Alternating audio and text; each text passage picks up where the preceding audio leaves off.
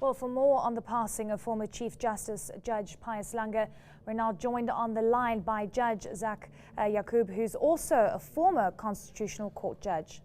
Judge, good morning to you, and a huge pleasure in talking to you, albeit a rather sad circumstance. I imagine then you have some reaction to the terrible news you received today.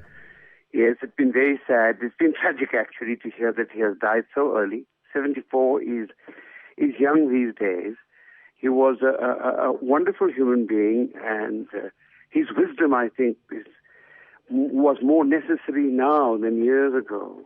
And the fact that we have lost the source of that wisdom so prematurely is very, very sad for our country. It's a huge loss indeed.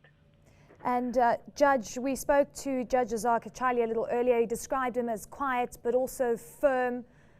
What was your memory of the way that he operated, his thinking? A quiet but firm approach is what the sentiment in terms of what we're getting from the people we've been speaking to this morning. I think he lived the values of the Constitution. He was a wonderful human being himself. He treated everyone with dignity and care. He was self-effacing. He consulted well.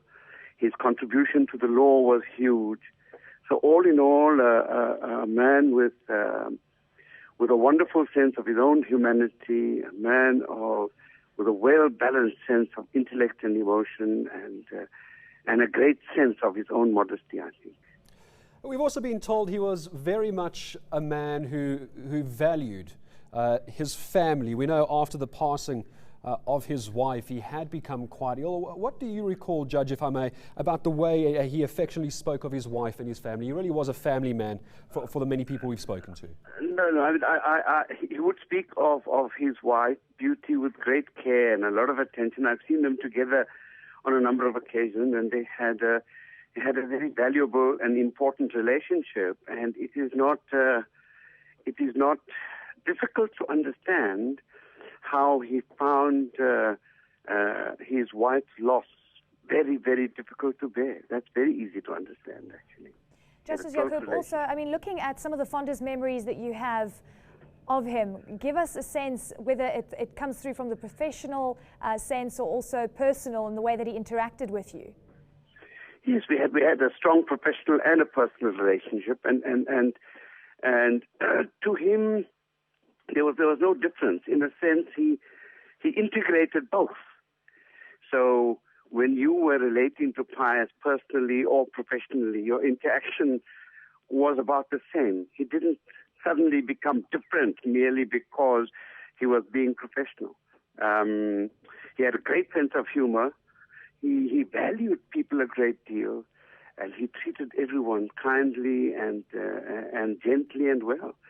But in addition to that, he was also a man of great courage. He was a member of the National Association of Democratic Lawyers and a member of the bar in Johannesburg. He lived in KwaMashu as a black advocate, which is when I got to know him. And he showed tremendous courage in participating in the struggle for our democracy, in rallying lawyers around him to continue with their struggle, and also to some extent in articulating with the African National Congress outside the country. He also had a fair extent as far as accolades and recognition goes, far beyond our own borders. The Yale University in the United States and also the Northern University of Ireland was one of just a few institutions that would go on to speak very highly of the former Chief Justice. Well, that's right. I mean, there are many, many institutions nationally and abroad who would, and you would not find a single entity involved in the law which would not be speaking highly of him. Well, we do thank you indeed for your time in speaking to us this morning. I'm sure what is a very difficult time, except some wonderful memories as well coming through from Justice Zak Yacoob, the former Constitutional Court judge.